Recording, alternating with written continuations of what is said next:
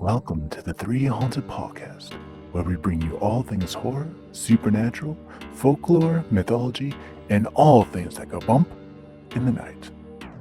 What's up, everybody? This is your co-host, Ashley Lunar Goddess, Gorilla Girl filmmaker and horror-loving cinephile. I'm just your average podcast-producing badass. I'm John Thomas. Some would say that I go a little too far with my love of all things horror, paranormal, and meta, but I say, talk nerdy to me, and I'm all yours. What's up, ghouls, gals, and all of our paranormal pals out there? In today's episode, we'll be discussing ghosts, haunted places, and all things that go bump in the night with our special guests, XX Paranormal. But first, a word from our network sponsor. Are you looking for more awesome podcasts? Head on over to withoutyourhead.com for access to the Without Your Head podcast network, where you'll find a variety of podcasts sure to keep you entertained and coming back for more. Welcome back, everybody. Like Ashley said, we have special guest XX Paranormal. Welcome to the podcast team. Good to see the two of you that I know, and nice to meet you, Christine. Nice to meet you. So we have three people here. We have Julia, Christine, and MacKenzie. Are the three of you what comprise XX Paranormal, or are there more? Like, how does that work? This is the team. We had a couple other members that have one moved out of state and one has moved on to being a full-time mom. So it is just us three holding up the team. That's so awesome. And so, of course, my first question is going to be, what's in a name? What's the name mean? Yes, so our team name is XX Paranormal Communications. We wanted to have communications in the name as we like to communicate with spirits or whatever we're communicating with that's talking with us on the other end. And the XX is actually for XX as in the female chromosome, like within DNA. So we are an all-female team. So that's what that's referring to. And how did you find each other? Like, how did the team come about? You want to take this one, Julia? Sure. I'll take this one. So MacKenzie and I and one other former team member were all on another in another group. It just wasn't a good fit for us. So we kind of talked to each other and that's kind of how we formed it. So MacKenzie and I are actually the only two originals left. Also, so MacKenzie and I were also on a separate team together, which was great for the two of us. The other dynamics of the team, not so much. And when MacKenzie and Julia started XX Paranormal, I would get invited wonderfully to, take part in investigations. And it just really worked out to officially join the team. I love MacKenzie. You were like the link between both to bring everybody together. So MacKenzie and I'm just kidding. But no, really, MacKenzie and I actually have a mutual friend in Luana, who obviously Ashley, you know. So yeah, you were a part of her team forever ago, right? I was not an official part of Luana's team, but I invited Luana to be a guest investigator on our investigations a bunch of times. And how Luana and I know each other is, and kind of how I started investigating actually was back in 2011. There was a paranormal TV show pilot that we worked on together, and I was a co-host for that show. And Luana was the paranormal team that was helping to investigate. So I learned how to investigate the paranormal and how to use all of the equipment from Luana. So I've just maintained that relationship with her over the years and adore her. And that's right. You actually know Kevin Wilson as well, who was originally on our podcast. So Yes. he was our third. I forgot about that. I forgot you knew Kevin. Yeah, I didn't make that Yeah. connection. I love Kevin too, and I hope he's doing well. Yeah, he's doing great. I keep in touch with him, and he's doing phenomenal in Atlanta. So we love you, K-Daddy. So you said you did your first paranormal investigation, you said 2011? Yes. My what I guess I learned how to investigate with Luana. The TV show that we did, the pilot for, was actually filmed at the Melting Pot in Littleton. And that was quite the great first experience for me, as that location was super active. And seeing Luana use the spirit box, and just, how many of you are here with us right now? 7. What are your names? Seth, Steve. Like, it was just like roll call. And it was just, and then the all the equipment was going off all at once. So it was just a really great experience, and I got hooked after that. And I was like, oh, I have to do more of this. What about you, Christine? When was your first paranormal investigation? Do you remember?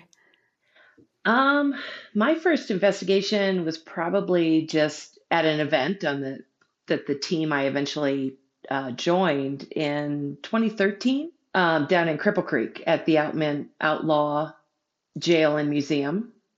And it's something that I had just always wanted to do, and finally took that jump and drove down, and kind of like MacKenzie, just had a crazy first time experience. In the solitary confinement cell, had all kinds of equipment going off. Found out very quickly that I'm very sensitive to touch and to that energy. So a lot of physical reactions to things.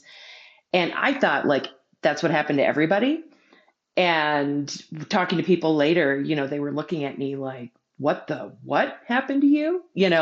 So that's when I realized it might be something that I was a little more sensitive to, and I just loved it. So same thing, hooked. Julia? So my first actual investigation wasn't that long ago. I'm technically the newbie-ish, I guess.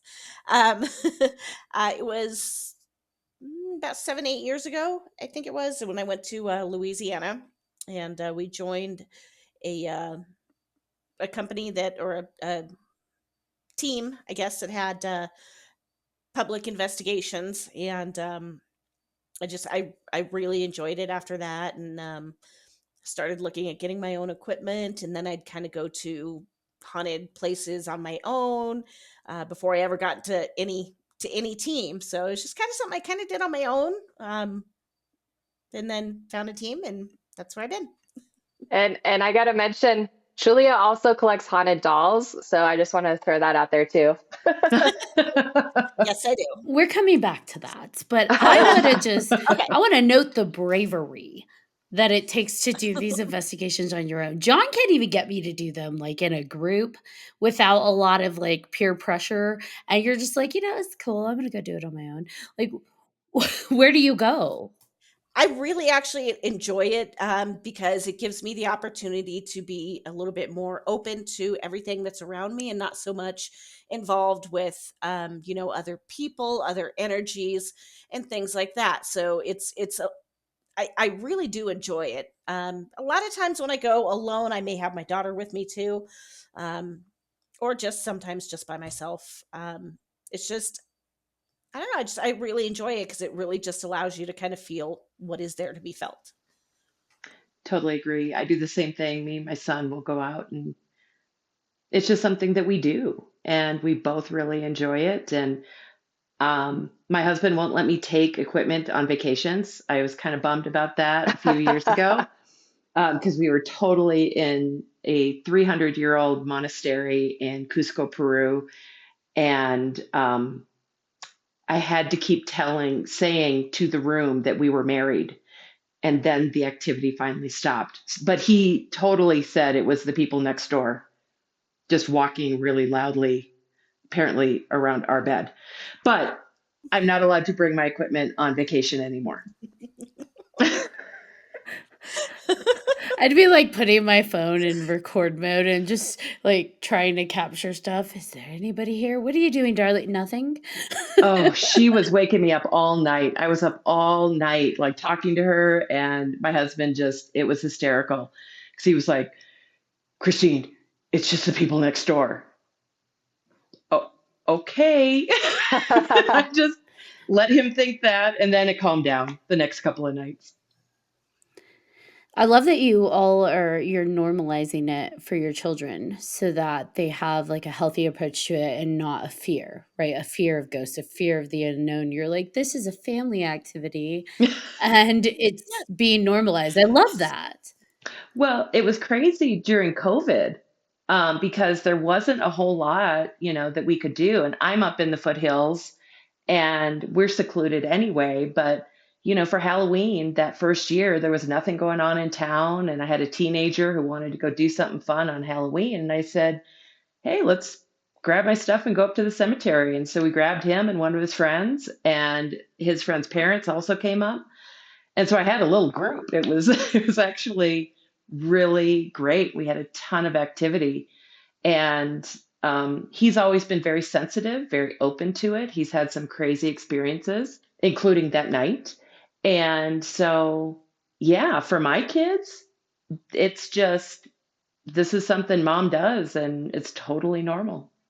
And I think, TV shows hype up ghost hunting or paranormal investigations to be a scary thing, or that everything's evil or demonic. And that's part of kind of, I guess, one of our side missions with our team is to educate the public. And we've actually spoken at a middle school before and talked with kids about it and told them, like, you can go into these things being very respectful and like you're just basically talking with someone that you can't see. And of course, there's always a fear of the unknown. And part of what's fun is obviously you don't know what's going to happen. You don't know if you're going to get activity or not. That's part of the fun of it is the suspense and why we keep doing it. But we tell people a lot of the time you're just sitting in the dark talking to yourself. So The only time I've ever been scared is when a human has come up behind me and I've turned and seen someone there. I've never been scared like the TV, like, run screaming out of a room. Like, that just doesn't happen. And I get touched. So that's coming from someone who physically feels things during investigations. Like, it's just not, it's not scary. I would not like to be touched. The first time was pretty crazy. The first time was crazy, but now it's like MacKenzie loves to use that. Like, hey, Christine can feel you. Go ahead and grab her. I think Christine, I think you and I have a similar story with the first time, or I don't know if it's your first time, but with the being touched.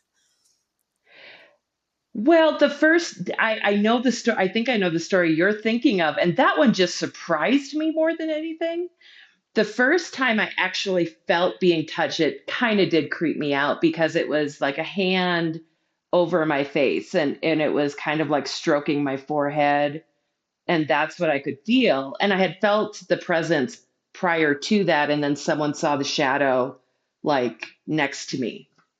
So, Okay. but the butt grab, that just shocked me. So Yeah, that one made me jump up out of my chair too. Different places, you guys, completely different places, different experience. we It's just funny that we share that experience. We've both had our butts grabbed by a spirit. yes. the spirits can get a little handsy sometimes. They do. I feel like I don't like people that I can see touching me. So it would be extra unnerving for me if something I couldn't see was grabbing on me. So I am totally like that. Like, nope, get out of my space. But it's so different. It's energy. It's a feeling of trust. I really truly believe, except with the exception of the butt grab. That was just I had my back to a corner and MacKenzie was standing right in front of me and I jumped. I mean, I legitimately jumped and said something just grabbed my butt. And it was a full on like grab. And we laughed. But then, in other situations, now I've kind of taken more control over that of being able to feel their energy, not getting touched so much, but I think it's just a matter of trust. It's usually around my head. But anything that I can feel, that contact for me means that they trust me, that they trust us, that it's a way that they can communicate and say, hey, we really are here. So you've talked about when your first investigations were. Do you recall, like, if did you have paranormal experiences prior to the investigations, or were your first interactions and experiences through the investigations? Who wants to go first? I had one when I was really young. I saw something in my curtain, and my grandmother was staying the night. And so I knew I was awake and I wasn't dreaming. And I was trying to wake up my grandma to see what I was seeing in my curtains. And what was weird is that the way that it presented itself, it looked almost like a cartoon type ghost, and it had sunglasses and a suitcase. And it sounds crazy, but I think whatever it was presented itself in a way that was approachable for me to be able to see it as a child and not be scared of it. And whatever it was leaving. It was like waving goodbye to me. But I've always wondered, if we have if when kids have imaginary friends, are they really imaginary, or are they actually seeing something? So I kind of wonder about that. So that was my first experience. My first like actual paranormal experience probably wasn't until I started investigating, and I think that just kind of things started happening afterwards. On two occasions, my son and I have both seen apparitions when we're driving, like next to the car. Freaked us both out because I thought was going to hit someone, and then when we looked, no one was there. But prior to that, I just always believed in spirits. I grew up hearing my mom tell the stories. She grew up in Mexico, and my grandmother was very much into what I guess at that time was more considered like the occult, going to seances. And one of my mom's sisters would channel spirits, and that really freaked out my mom. But she would tell us about this, like your Aunt Teresa would, this would happen, and she would speak, and it wasn't her voice, and it scared her. It scared my mom. And so there was always for me just this kind of constant belief that it was real. And I think that's what kind of spurred me to go on that first investigation to really see if I could experience something for myself. Yeah, it sounds like you have a lot of gifts going through your family. You're a little bit more sensitive. Yeah, and it's opening those doors. I truly believe that we all are. Every single person walking the earth has the ability to do this. It's being able to open yourself to it. And I always tell my kids, be careful what you ask for because you might get it. And I feel like that's been kind of my experience too, that as I open myself to other experiences, you have to be willing to see, to hear, to feel things that you might not expect necessarily of how you think it's going to be. But I've loved that experience of opening those doors for myself at least. How did you learn to do that safely? Oh, gosh. I think I've had good people around me for the most part. As crazy as it sounds, I think I have a very strong connection and communication with my guides, with my angels. I kind of do my own thing. It just kind of naturally, I think there's a lot of YouTube videos and podcasts or, Google and read an article about how to do these things. But when it came down to it, I've just followed my own intuition. I've always believed that my guides and my angels will keep me safe and will protect me from those things. And I invoke that kind of internally in any situation that I'm in. And that's not just a paranormal investigation. That can be when I'm going down to my office to work downtown. So for me, it's very much just an everyday practice as opposed to specifically for an investigation. Did that practice develop prior to investigations, like your connection with your guides and your angels? Was that something you had prior or something you developed during? Both. My what spurred me to start doing paranormal investigation was really born out of an extremely intense spiritual experience, literally with a shaman in the jungle in Tikal in Guatemala. And it was life changing in multiple ways. And it was just kind of like literal gates flew open. And I just embarked on this kind of different way of thinking, different way of living, for me with a lot more purpose. And so everything just kind of fell together with that. It's a lot of serendipity. I love it. Yes. What about you, Julia? Well, I started having experiences when I was a kid. I don't know, 10 or younger at least. Just, I'd be downstairs. We lived in a 4 level house, and I'd be down on the 3rd level, and my bedroom was the top level. And my record player, and yes, I'm dating myself, my record player would be turned off, but it would start going on by itself, and then the volume would just gradually increase. I'd go up there and turn it off and go back downstairs, and it would do it again in another hour or so. I've had other multiple experiences actually since I was young. So it just always had me interested in it, and wanting to find out what these things were, what this experience was, what's going on. Did you find it was like in every place that you lived or frequented that you experienced these things, or were there very specific scenarios? Honestly, for a long time growing up, I do feel like it was in every place I lived. I felt like maybe I had something that had followed me around. I haven't felt that way for a long time though, for probably a good 20 years or so. So I mean, it's been a while. But yeah, I do feel like I had something or someone that was following me when I was younger. I'd like to go back to what you said, Mackenzie, about the imaginary friends. I actually agree with you. I think some are definitely probably not the psychological, manifestations that are presented. I think sometimes it's a catch-all, right? They're like, oh, kids are saying things, it's imaginary. But I do think some scenarios there are spirits at play. I have a cousin who she lived in a house. My aunt had a house and my cousin was really little. We're talking like she had to be like 4 or 5. And she started talking about this imaginary friend, and she would describe what he looked like. And it's like, oh, that's not typical, I guess.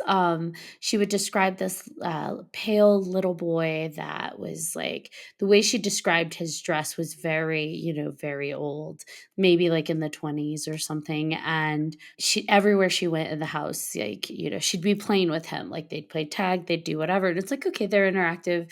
It's her imaginary friend. His name was Lenny.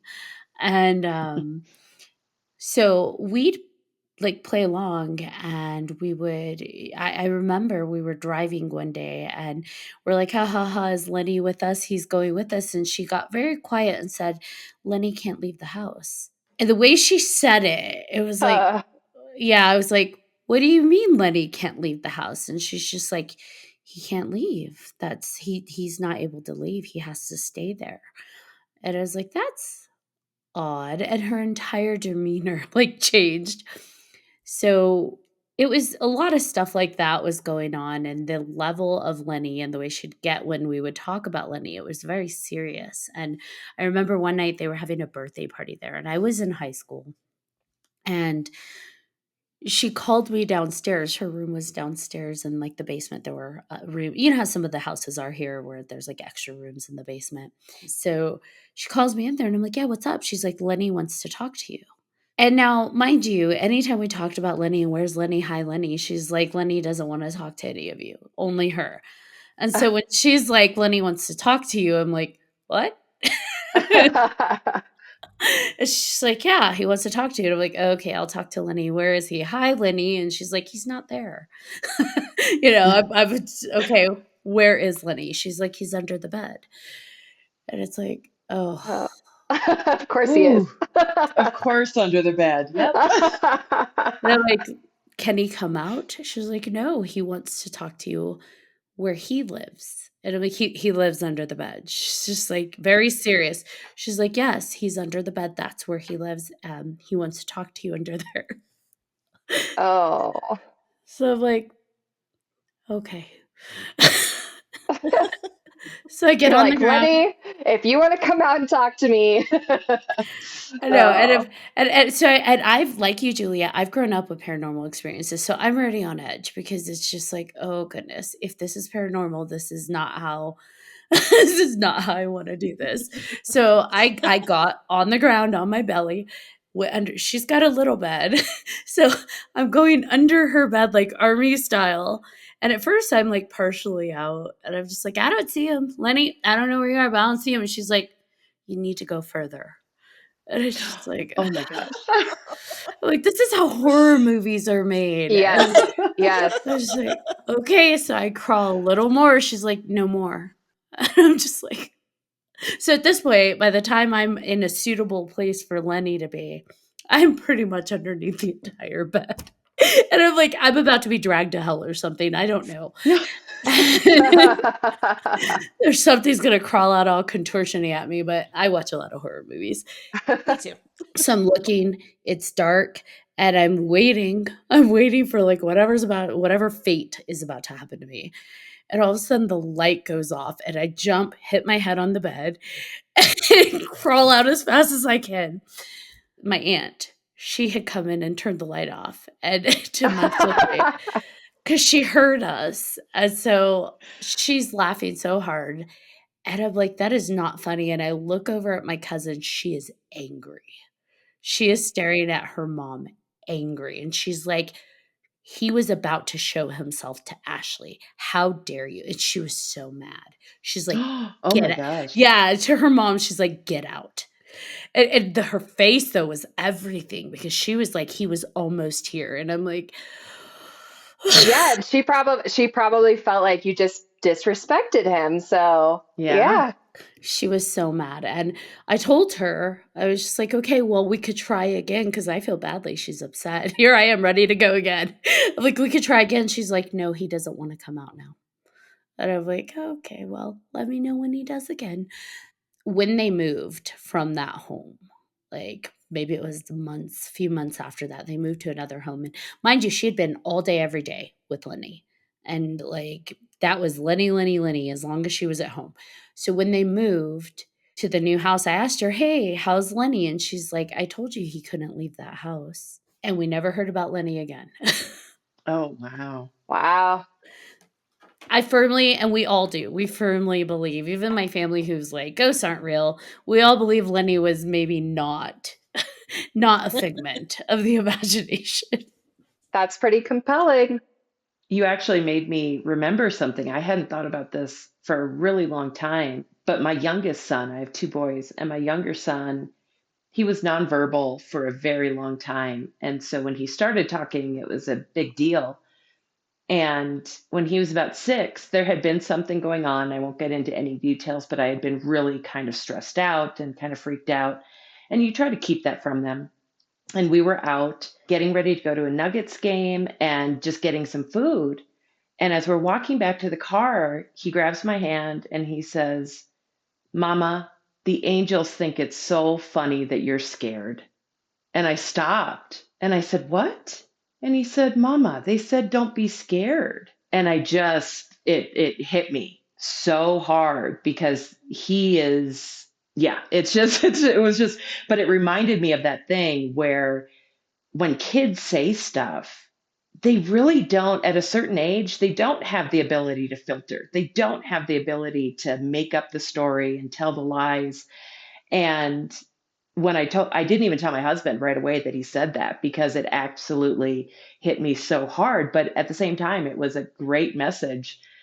And I took that forward. Like, all right, if his angels are telling me that I don't have to worry about this, I'm not going to worry about it. So I really think that if we as adults opened ourselves up to what kids have to say, Yes. we might see things differently. I agree. Just pay attention. I mean, animals are the same way. I Yes. used to have a dog that she'd watch something going up the stairs and there was nothing that I could see, but she watched something walk up the stairs. I was like, okay, well, something's there, but just pay attention, just listen. Yep. Yeah, it's scary when animals Like, I totally take animals seriously because they are hyper they have extra senses, whether it comes to, like, they sense tornadoes, earthquakes, everything before us, but also, like, the things we can't physically see, and so if my dog is staring at a corner and growling, I'm like, "Yep, something there." I don't question it. I'm like, "You Right. Yep. see something and you don't like it, and I'm with you." Yep. Absolutely. I'm waiting for my dog to do that because she sleeps at the foot of my bed. And one night she had barked because she heard something outside and it scared the ever loving crap out of me. I'm like, no, we're not doing this. Like, I don't know what it is, but no, we're not doing this. I don't have a weapon right now. Like, no, like, no. So we got up and I'm like carefully walking around the house. I'm looking at the front door. Okay, it's locked. Look out the window. Okay, nobody's there. She's following me around. Go to the backyard. I'm like, I don't want to open there. Somebody's going to be standing at the back door. I know they are. Open it up and there's nothing there. I let her outside. We go outside and look. There's nothing. I was like, all right, cool. No humans, no ghosts. We're good. Let's go back to bed. I feel like they definitely sense things that we don't in that realm, and I John knows this, I struggle with, like, sleep paralysis, and Oh, yeah, and I always tell myself that's just my brain produced that, but there was this one night where, like, boom, every time I would wake up in sleep paralysis, I'd fall back asleep, come right back into it, and I kept waking up to different figures in my room, like, it felt like I don't know if I was just open in that moment or what, but it was, like, 3 different people Ghost of Christmas Past presented themselves to me, but the last one, she was raging. Like, her energy felt like if she could rip me apart, she would. I couldn't hear her, but her face was screaming, raging, and I'm thinking, "Oh my gosh, I hope this stream ends really quickly because this is awful." My dog, who was asleep in the hallway, starts barking, runs in, and jumps on top of me, and that's not her personality. She's not a dog who, like, jumps on top of people, and she jumps on my bed, like, full like, belly flops on me so that it makes me wake up all the way, and I'm like, "I don't know what that was, but thank you for saving me out of whatever that was." wow. She's like, "I gotta get her. I gotta protect her." That's great that you have that little protector in your house. So I do have a question because I saw this online and I was curious if you could explain more about it. What are the spiritual astro adventures? Yes. So this is actually a collaboration we're doing with a couple other ladies. Maggie Martin with Colorado Astrophotography is teaching an astrophotography lesson to learn how to photograph the stars. We're doing the paranormal investigation piece, and then also collaborating with a yoga instructor, Heather Alexander of Cosmic Soulchemy. And so it's basically like a little spooky retreat. You come up on Friday, the 13th of October, perfect day to start the spooky festivities. We're going to have a costume party. It's just a great way to have community get together. We keep the group small. This one, we're limiting to 20 people. And the idea is that for the paranormal piece and the astrophotography, we'd split up into groups of 10 to keep that small and yeah, get an investigation in, learn some astrophotography, do some yoga for that relaxing piece and connecting to your intuition. So all kinds of fun things. So that's also just kind of a personal endeavor of mine is just trying to host more paranormal, spooky, spiritual events. It's just kind of like when you see that you want things to happen, like you see events that you want to happen, like if they're not out there, you got to make them yourself. So that's kind of a little passion of mine is hosting events. And so I started this group, Colorado Spiritual and Spooky Events, for other, not just my team, but like other teams as well, to jump in there, share events, spiritual practitioners to share events as well.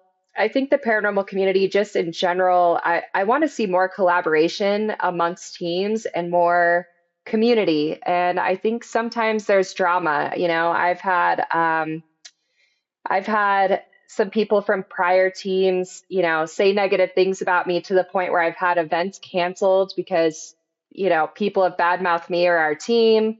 It just doesn't need to be like that. We can all support each other. I don't feel like there needs to be this territory of places where so and so is in charge of, this location and they're the only ones that can investigate there. I feel like we should all be open and support each other however we can. 100% agree. And then with that, Mackenzie, same thing. Why would you want just one team to go in and investigate somewhere? Because it's people individually are going to bring out different things in different locations. So I mean, it just makes more sense to have more people go in so you can get more information, more, more to go off of. Yeah, and I think spirits or whatever we're connecting with on the other side, they relate differently to different people, just like people do with other people. People connect differently with different people. So our team of all ladies is going to connect differently than a team of all men, or different age groups, different diverse groups. Like it opens up so much more with different people, different energies.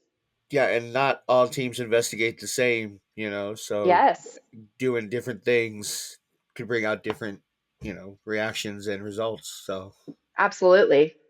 Do you all have different roles within the group? Like, does someone go and find locations and just so forth, or is it just fully equally collaborative in that aspect? No, we all just communicate with each other, and sometimes Mackenzie will find a place. Sometimes Christine will mention somewhere. Sometimes I will. It's just we all just communicate with each other really well. So we don't really necessarily have a role. We all just kind of pitch in with everything. Exactly. Yeah, we kind of agreed upon that when we started the team is like this needs to be an equal, fair thing where we're all contributing, all working together. This is something we all love and that we're passionate about. So we all work together on finding locations, working with locations, social media. It's it's difficult, I feel like, for one person to do it all. So it's great that we all work together to accomplish things. Do you teach people how to conduct investigations? Yes. So that's something that we focus on. We do maybe 1 to 2 public investigations a year, I would say. I mean, we're certainly open to more, but those usually pop up during spooky season. And that's one of our goals is to educate the public about what a paranormal investigation is and isn't, about the respectful nature of it and having a conversation, but also how to use equipment and how to use your intuition in an investigation. So we definitely use equipment during our investigations, but we don't feel that you have to have every gadget under the sun to communicate, and intuition is very important to have those conversations and to make those connections. One other thing that we always tell people too is if something happens, we want to make sure it's not something we can debunk. We want to make sure it's not someone, if we've broken up into different rooms and we're in a house, if I hear creaking, that could be Mackenzie upstairs. Now, if no one's upstairs above me, all right, let's go and see what happened up there. But we always try to point out to people, listen, every creak, every whisper, every knock is not necessarily something paranormal. And that's something we try to point out to people too, because I think people are really quick to take that picture in a dusty attic where no one's been and say, look at the orbs. These are all these spirits were around us. Well, no, honey, that was dust. And, you kicked it up, or that was a bug. And so we try to explain those kinds of things. Here's an orb that we do believe might have been something, and here's why. And we'll explain the differences in evidence that we've caught, that we've obtained, that we've experienced. I've taken photos that I was absolutely sure that was something. And then I can go back to that same place and I take the exact same photo and I capture it again. Well, that's just an anomaly. That's something that my brain is tricking me, or just the angle. And so that's something we try to teach people too. Every bump in the night is not a ghost. And also spiritual protection. That's something that I'm trying to bring into our events more as well, setting Yep. spiritual boundaries and protecting yourself so that you're safe when you go into an investigation. and after you leave, to where you're not taking anything home with you, because I think we've maybe all been there where we've had some stuff follow us home that we didn't want that to happen, and we've learned from it. And so if we can help educate people on how to protect themselves and to take it seriously, like it's, we're all very comfortable with this because we've been doing it for quite some time. We've had pretty positive experiences, but it is important to still take it seriously and respect it, and know that there are there is some stuff out there that you don't want to mess with, or that you got to be careful with. And I think when we're attracting energy. They're being attracted to us. We're trying to gain that trust. And I think I personally have not had something malicious follow me home. I know other people have, and I know a lot of people who have, and that is scary and difficult. It can make you sick. There's a lot of things that go along with it. But there's also spirits that I know I have connected with who just were like, hey, I like you. I'm going to come home.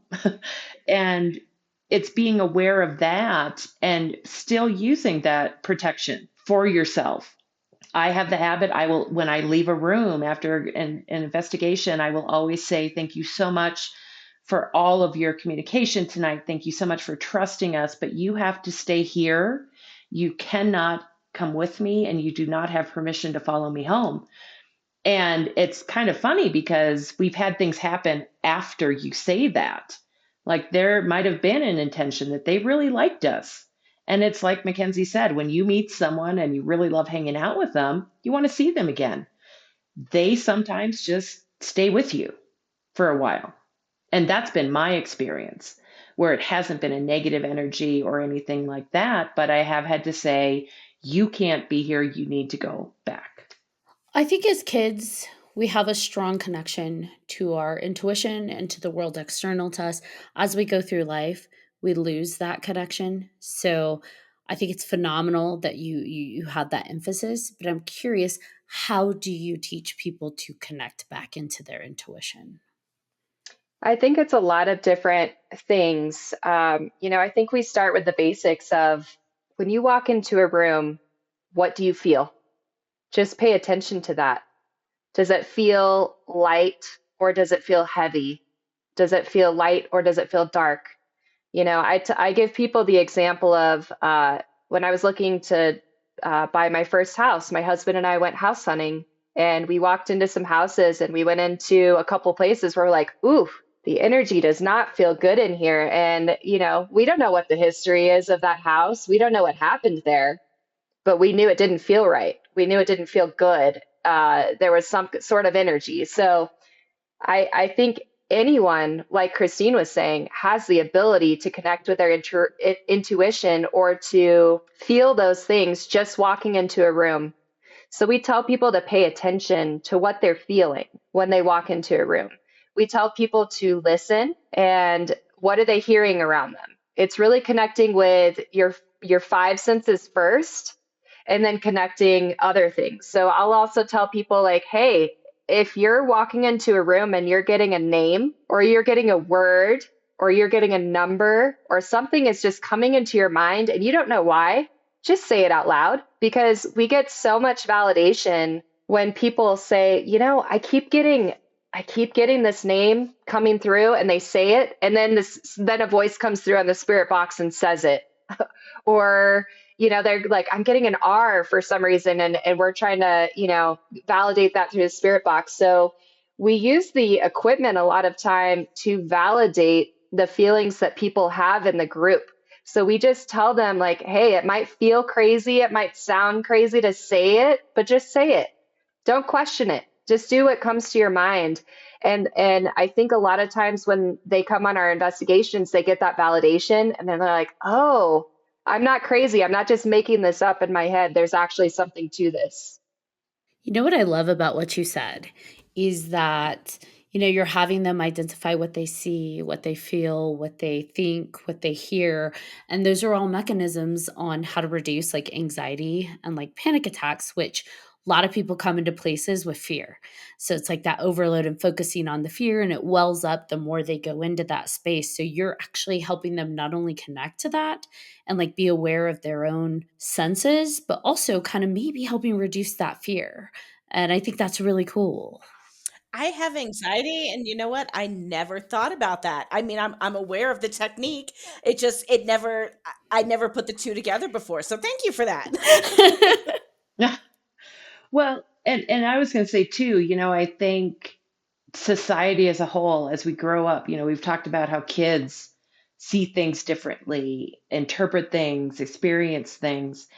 We as adults, we end up having so much, gosh, for lack of a better word, shame about some things that maybe we believe or we think or we feel, and we think we're weird or we think we're the crazy ones.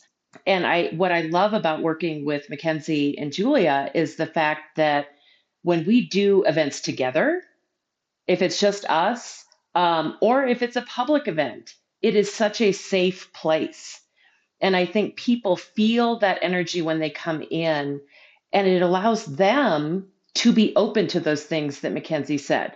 Because when you're with us, we're not going to tease you. We're going to be like, "Ooh, okay, you got that? All right." And we're going to go with it if you tell us something. If you tell us a name, if you tell us a story, we want to hear that. And I think there's kind of a liberating sense of that kind of environment. And I think that's what draws people to our kind of events, because they've been curious about it, but there's something in society that makes them feel silly or embarrassed or shameful about wanting to explore it more. And I freely and openly, talk about energy and my guardians and my angels, and I don't care what anyone thinks. And if that helps open someone else up to an experience or anything, I just think that's a win-win. Absolutely. Agreed. We talk about being open and doing all this, but it is a continual learning. Even for us, I've been doing this for a few years, but I feel like there are people out there who are so much more in tune, and it just gives me something to shoot for. I love that what you're saying though about being open to it, because I feel like once I opened, like these guests are coming to talk. I'm not like, let me learn something from you, but I do. I like, and John knows it. Like we hear like the different guests from different parts of the world, and they all start to say the same thing in like different ways. And I'm like, okay, I'm listening, universe. I hear you're trying to send me a message. I'm paying attention. Yep. Synchronicities. Yes. Yes, exactly. That synchronicity happens more and more and more. And I think a lot of it has to do with like what you all are saying, being open. Yeah, and that comes out in investigating too. I feel like we tend to get activity usually. We never guarantee it, obviously, when we do events, but I feel that that is because we do open ourselves up to it. I do feel like Christine said we're kind of, I almost feel like we're beacons of light where they can see us, they're drawn to us. It's kind of magnetic. They feel that energy, but it's I don't know. It's super interesting. Now, was there ever a time that any of you were afraid of these paranormal interactions? Or have you always just gone in like, this is my world, this is where I belong? A little bit frightened. I can't say fully afraid except for the first one. So I was probably a teenager, and me and my stupid friends, we broke into this old broken down hotel in Manitou Springs, actually. And the stories, the kids tell, and it gets around and everything. Supposedly, it's a hotel had caught fire so many times, yada yada, whatever. So we broke in there, and my boyfriend at the time and his friend decided they wanted to go downstairs, and I was scared, and I looked, and there's like this long hallway because, like I said, it's a hotel, so there's like this long hallway, and I just looked, and and I saw an apparition. There was this guy standing there. Overalls, wearing overalls, carrying a shotgun, cowboy hat. At least I think it was a cowboy hat, I can't remember now if it was cowboy or if it was like more of kind of a flat but wide brim.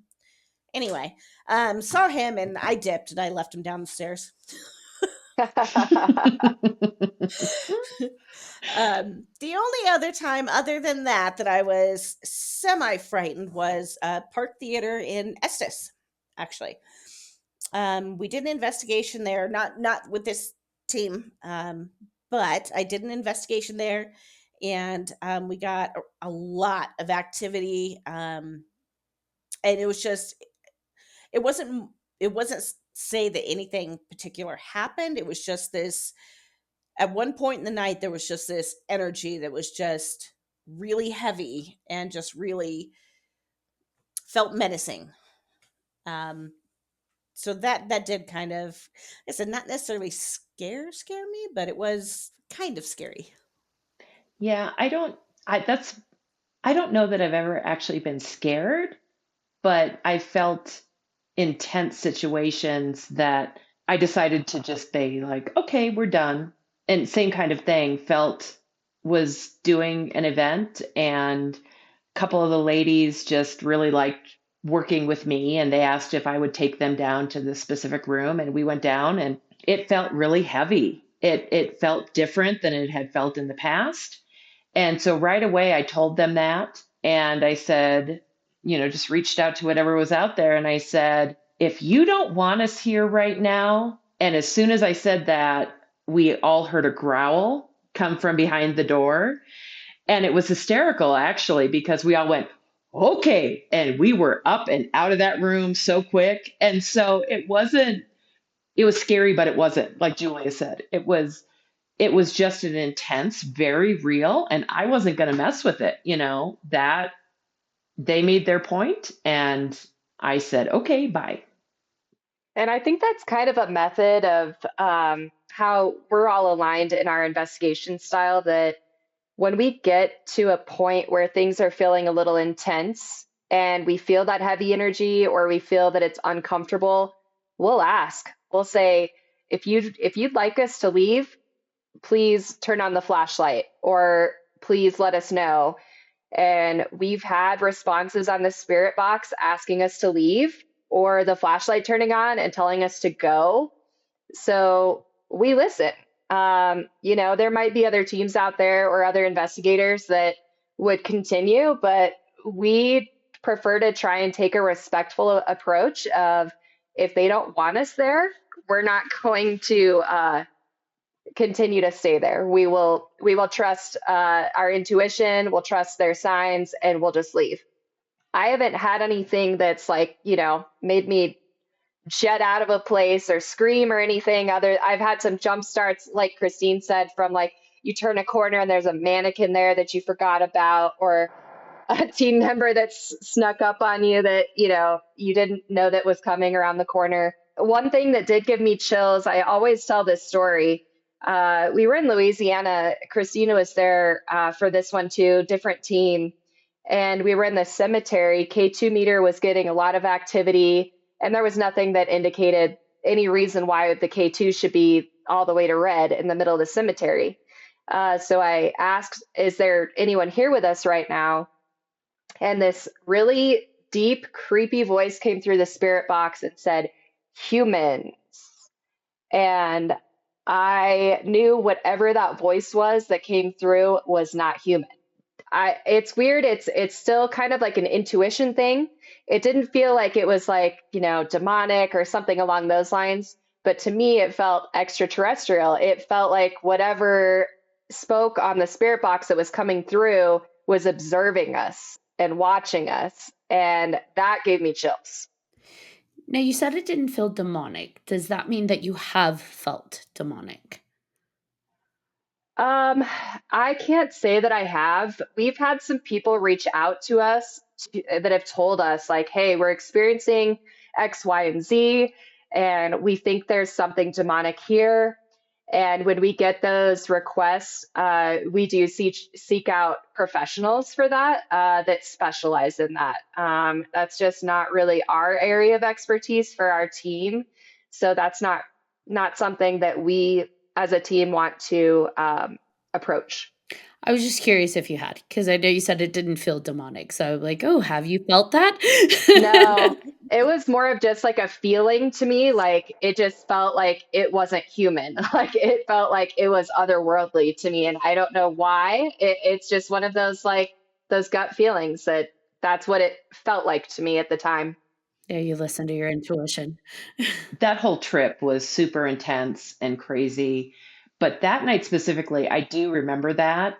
And it did feel like we were being watched. It really felt like something hovering, just checking us out. Yep. When you're investigating with just your group, you know who you're working with and like what state they're coming to the table with. Hosting investigations to the public, it's potentially bringing in people that are bringing out energy and bringing in things that maybe aren't anticipated for. Is there a way to make sure that an investigation doesn't go that way where like because someone in the group is there, demonic does or whatever dark malevolent doesn't present itself? Do you know what I mean? So That was a yeah, so weird that's way to phrase that. no, I think I know what you're getting at. And I think again, we try and have those conversations about spiritually protecting yourself and setting those clear boundaries. We talk about that before and after the investigation and how to deal with that. But also, we tell people, like, hey, if in the middle of the investigation you don't feel well, or you start feeling sick, or you get a headache, or, any of those kind of physical symptoms that indicate that you're not doing well, let us know. Please communicate that to us. Luckily, we've had pretty good experiences where people have felt pretty comfortable, but I think, it's one of those things like if anyone starts to feel uncomfortable or it gets to be too much, we take a step outside, we take a breath, we step out of the building or wherever that physical location is that's bringing that on, and we take a break. We step away from that and separate ourselves from that. On the other team, on the old team, I have been at events where people just left. They just weren't comfortable. I think, we've had people ask, like, we use a flashlight. I use a flashlight. We loosen it up and they're able to communicate that way just by touching it with their energy. And, I've had sessions where the flashlight's just going nuts and we're getting great results, and had a woman come up to me and she was like, "How did you do that?" And I said, what?" And she said, "How did you get the flashlight to do that?" And I looked at her and I said, "I didn't do that. It was across the room. You saw it was across the room, right?" She's like, "Yeah, but is there like what were you doing to turn the flashlight on and off?" And I said, "That wasn't me." And her face kind of went blank and she said, "Oh, I'm going to go outside." And she left. And like when we went to go back to the next session, we had just been taking a break. She was gone. She just left. So I think sometimes people aren't ready for what they see. But like MacKenzie said, we talk about how we investigate. We talk about being respectful. We talk about the fact that we are coming into, it's like going into someone's house. Yep. These spirits live here. We are just storming in and asking them to talk to us. And if they don't want to, they don't want to. But we also just need to be respectful of anything that is in that space and to the space itself, because objects, the way things are decorated, historical places, if that is how the spirits lived and remembered it, we need to be respectful of that. Out of all the places that you have investigated in Colorado, what would you say you have found the most activity? Where, I should say. That's tough. That is really tough. Two come to mind. I always get the name this wrong. It's the St. Nicholas Hotel. Is that? Yep. And The Cripple St. Creek. Nicholas Hotel in Yep. Cripple Creek is crazy with a capital C, like all caps, exclamation marks. Absolutely. Can you elaborate on that? What did you experience there? MacKenzie, do you remember that session in that bedroom that we stayed in? Yes. We did about a 45-minute session with just the team. We had orbs moving from room to room, turning on the lights in the bathroom and then coming back out. And literally, we all sat and watched these orbs move from room to room. Intelligent responses on the spirit boxes. Every piece of equipment we had was just like going nuts.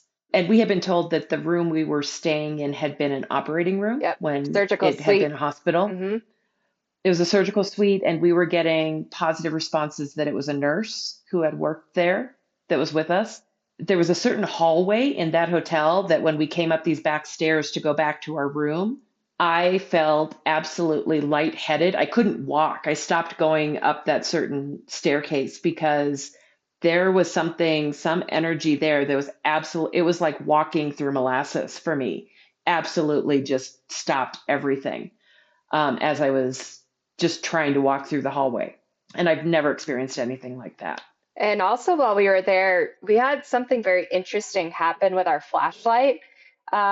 Usually, with our flashlight responses, they'll blink on or off, or turn on and then turn off. But in this particular instance, in the bathroom, we had the flashlight on and it was like strobing. It was like flickering, like really, really fast, like on and off. So I have never seen a flashlight do that before. So yeah, that was definitely Cripple Creek in general is a ghost hunter's paradise. I mean, you've got Yes. multiple places in that town that are very active, that have a lot of energy. 100%. That's why I go there to visit. You said you saw orbs. Like, was it after the fact on, like, footage or, like, you visually could see them in front of you? We could see them during the investigation when we were sitting there in real time. Ooh, that's exciting. Yeah. And unfortunately, we don't have any of that evidence anymore because that team, the person, just took all of it. They would take all of it and kind of hoard it. So I don't have any of that anymore. But it was a really cool night. And we're very skeptical again about orbs. In this case, like, we're either seeing them with the visual eye or we're watching them on camera. Like you can see them moving, changing direction, going from one room to the other, then the light turns on, that kind of thing. Not just like, okay, a dust particle is floating along, Right. so Yeah, it was like on command. Can you go in the bathroom and turn on the light? And the light would go on in the bathroom. The other place I would say for me personally that I've had some great investigations is the Colorado Railroad Museum. yes. Had a lot of activity there. And with kids there too, like children ghosts. Yes. Oh yeah. Very playful, very friendly.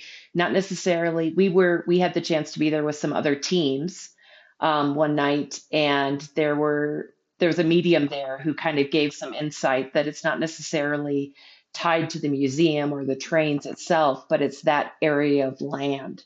They just like it there. They just like that area. So it's kind of a beacon, but extremely active, and I've had some great experiences there. What about you, Julia? Well, Hotel St. Nicholas, I'm going to say Christine, 100%, 1000%. Yes, so that's actually one of the instances where I went by myself. So I went and stayed at Hotel St. Nicholas. I stayed in that room, the surgery room, as well, by Oh myself. man. And I had set up my camera. Yeah, yeah. I set up my video camera because there's two beds in that room. So I set up my video camera to be facing me, sleeping on the other bed, and it did not record more than, I think it was 3 minutes, and shut off. But throughout the night, three separate occasions throughout the night, because I lay like side slash stomach, and I almost always have a foot out outside of the blankets. So three separate occasions that night, my foot was picked up and lifted up.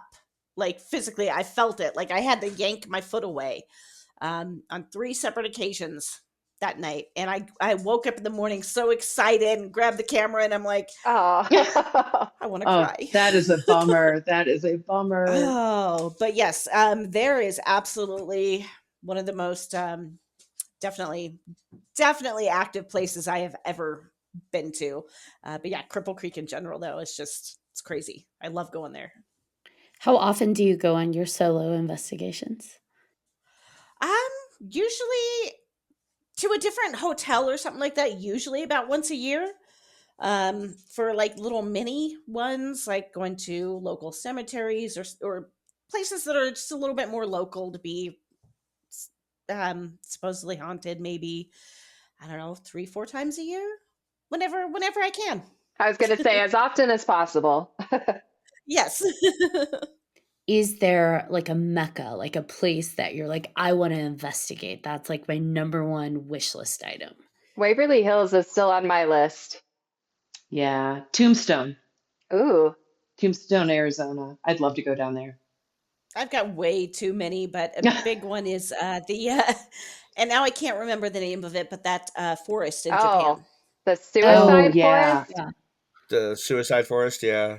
Yeah, Woo, but it has an actual name, woo, Julia, It does. It does. but I can't remember it. But yes, that's you the one. want to go in Yes, there. I do. I kind of do too, to be honest. See, I've learned so much about it. I've watched different programs and things like that, and how they use people who go in there. They use these strings, but it's like this biodegradable kind. It's safe. It's not something that's going to stay there for like forever. Um, but yeah, it's something you can use to mark your way and everything like that. And I really want to go. Aoki Gahara, I Sounds believe. right. I don't know if I'm saying it right, but effort. Yeah, there are so many. I mean, we could just list off. I mean, yeah, Waverly would be, um, Eastern State Penitentiary would be another one. Yes. I'd love to go to a freaking castle. Like Oh, dream yes. job, Yes. pay me to go investigate a castle somewhere. I'm not into like I'm too scared of the paranormal activity in investigations because I grew up with it and it does scare me, but I will say I would totally be down to do all of the Romanian castles, all of Oh the Yes. yeah. I would like love to go to just take Yes. me Pennsylvania. there. Yes. Yes. Yep, exactly. Like Yep. I would do it. I would willingly be like, "Yep, let's do it. We're going on a tour." And that is the Yeah. reason my husband doesn't let me plan all of our vacations because there will be like a paranormal, like something in every trip. So, I've taken yeah. equipment on trips before. Have you ever gotten stopped by TSA for them thinking your spirit box was a bomb? I have. Yeah. That's great. I had to turn on my EMF and like show them that it was just batteries and just like measuring energy. So I wasn't going to like tase. They thought it might have been a taser or something, but that was the closest. That's awesome. Yeah, it's fun taking that equipment through TSA. So, do you post your investigations anywhere? So we show clips from events or investigations on our social media. So we have like videos that we've taken of things that we always tell people, take it or leave it, take a look at it, tell us what you think. But we have a TikTok that we started, an Instagram, a Facebook, all under XX Para COMM. So that's a great place to kind of see some clips of our investigations. And are you open to people contacting you through your social media if they're interested in learning more about investigations? Absolutely. They can contact us through Facebook, Instagram, TikTok. We also have a Gmail, xxparacom@gmail.com. And then if they're looking for more spooky and spiritual events, I definitely recommend joining our Facebook group, Colorado Spooky and Spiritual Events. Were there any final thoughts you wanted to share about the paranormal world before we wrap it up? I I think it's a really fun hobby or thing to explore. I think it's important to take it seriously, protect yourself, set spiritual boundaries, and be respectful. And just don't trust everything you see on TV. It's very far from the truth. Absolutely. And I would add, if you're curious about it in any way, um, don't be scared. Reach out to us. Try it if we have an event or you see an event with another team, check it out. It's not scary. It really isn't. I think people are really happy and excited when they experience something and not scared. If we can validate something for you, that's awesome. but be willing to take that chance and have some fun. Yes, and I was just going to say, if you are experiencing something, if you're having something go bump in the night and you're wondering what it is and you want us to look into it, feel free to reach out. We do both residential and commercial investigations. So a lot of our investigations have been at museums, we've done mines, we've done all kinds of different places. So just feel free to reach out to us if you're experiencing something and you're wanting someone to help you find some answers. Anything you want to add, Julia? I feel like Julia and John are quiet ones. The quiet ones, yeah. I am very much the quiet one. Yeah. Christine and MacKenzie do a great job, actually. No, and I appreciate it because I'm not really much of a talker. So and they covered it very well. Oh, Julia, I mean, are you going to tell them about your haunted dolls at all? Oh my gosh, yes. I gotta ask before we Yeah. haunted dolls. Julia, tell us about the haunted dolls. Okay. Thank you, MacKenzie. Well, I've got a few. I've got the only one that I can say, in all honesty, that I have gotten any activity, like anything that I can measure. Anyway, activity is a doll that I call Richard. Since we have our cameras on, you'll be able to see him, but of course, nobody else will. So this is Richard. I actually bought him from. It's going to sound silly, but I bought him online. He came from Ireland, and I've done multiple spirit box sessions with him. I always get the same responses. He's a cranky old man. He doesn't really like to talk. There's times where he'll just tell me, "Leave me alone." You can swear on this podcast. All right. But yeah, so Richard has a dirty mouth. He does. He'll tell me things like, "Well, leave me the fuck alone."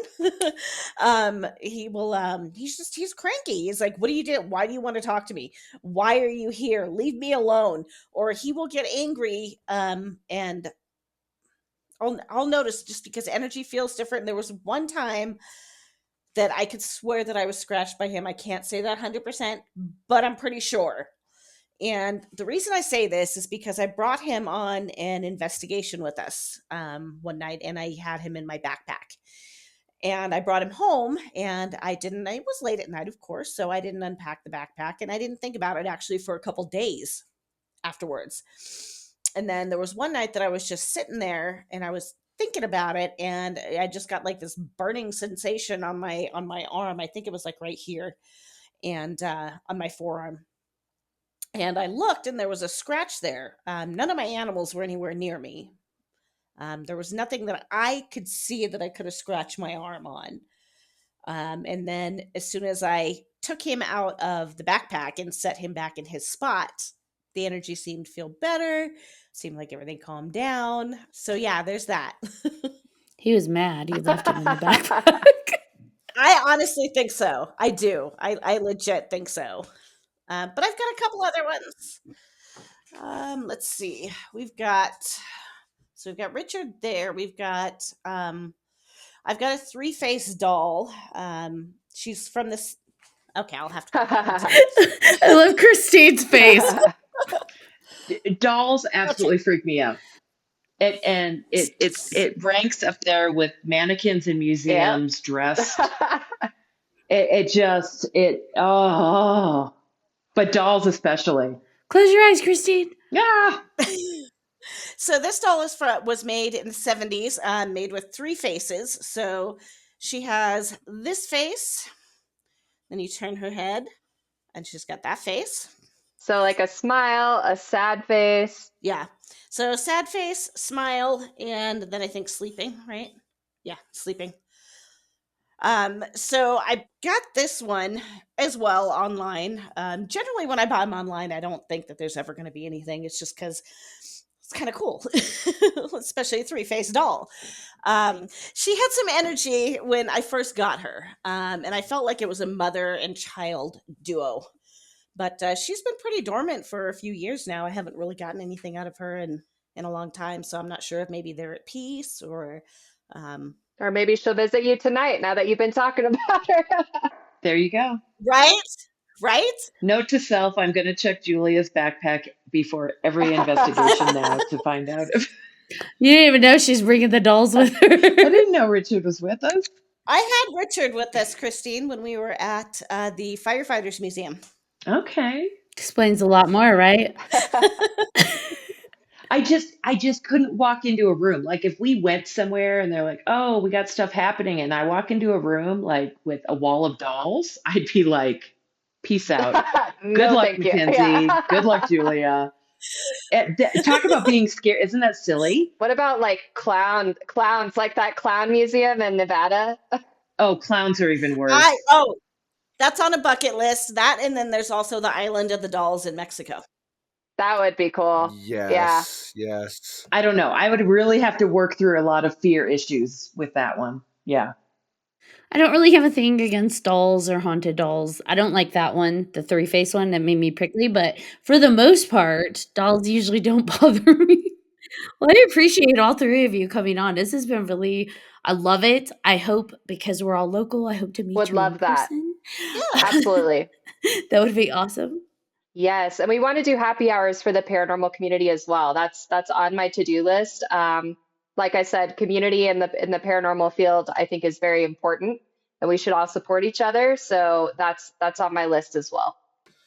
All right. I just want to say, as my closing statement, if you think you're weird, you probably are, but embrace it because we're all weird in some way. And, the weirdos are the best. So be weird. Yes. Be one of those. Yes, we are. We love it.